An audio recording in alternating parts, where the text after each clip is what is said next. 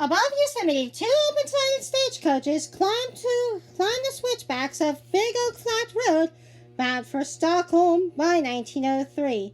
When the picture was taken, the first automobiles were visiting the valley and panicking the local livestock. The result, cars were banned from Yosemite Valley until 1913. Pausing in a sequoia grove, members of John Muir's Sierra Club enjoy an elaborate picnic during their annual outing in 1903.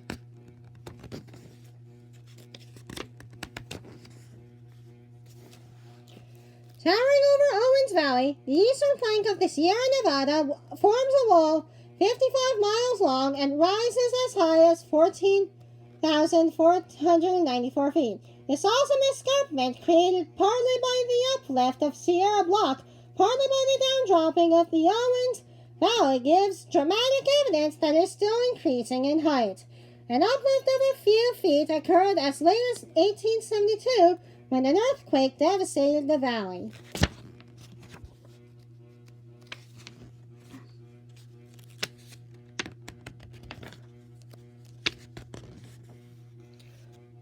Rod Valley, Mountain Valley, Canyon,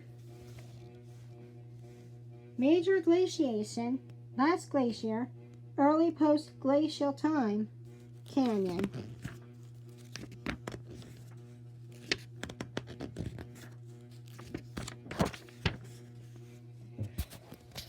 Yosemite's Half Dome, photographed from Glacier Point, attests to the strength of ancient granitic rock.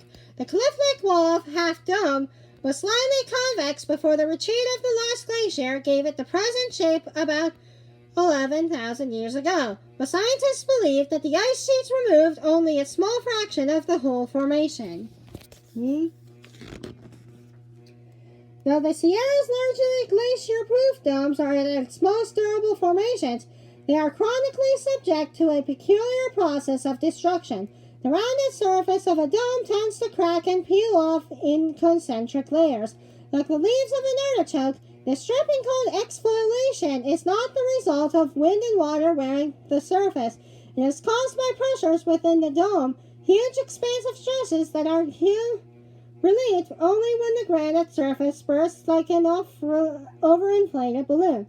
In most domes, the surface peels off in layers less than 10 feet thick, though a few formations, among them Yosemite's Royal Arches, display broken layers over 100 feet thick. Each layer that peels off reduces the size of the dome, but leaves it smoother and more resistant to the oldest domes, which have been casting off surface layers for at least 12 million years.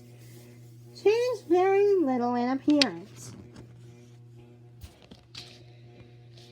The abrasive rubble picked up by glaciers was dumped as much as 600 miles away from its origin.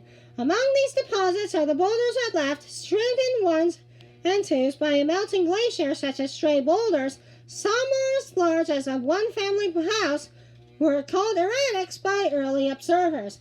At a loss to explain why they differed from the surrounding rocks, one theorist suggested that they have been washed out from afar by Noah's flood.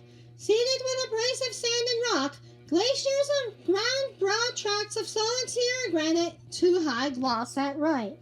A typical example of glacial polish gleams on a wall above Tuolumne Meadows in a canyon adjoining Yosemite Valley. The polish also glints through the waters of Tenaya Creek, where the Indians call it Pygweak Stream of the glistening rocks.